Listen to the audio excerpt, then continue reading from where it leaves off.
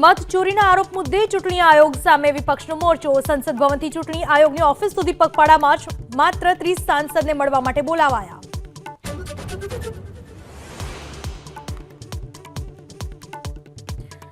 સંસદના બંને સદનમાં વિપક્ષના સાંસદોનો હોબાળો। લોકસભા અને રાજ્યસભાની કાર્યવાહી બપોરે 2 વાગ્યા સુધી સ્થગિત।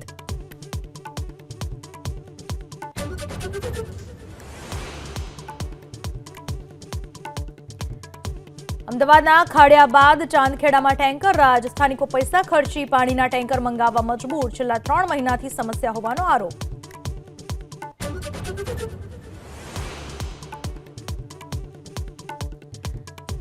સાબર ડેરી 2 દિવસ બાદ ચૂકવશે ભાવફેરની રકમ। મંડળીના ચેરમેન સાથે નિયામક મંડળની સમયાંતરે મીટિંગો યોજવા સાધારણ સભામાં કરાયો ઠરાવ।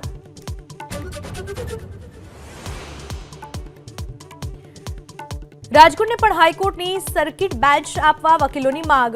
કોર્ટ પરિસરમાં શંખ વગાડી અને નાળિયેર વધેરી વકીલોએ કર્યા સૂત્રોચ્ચાર। 27 વકીલની કમિટીની રચના।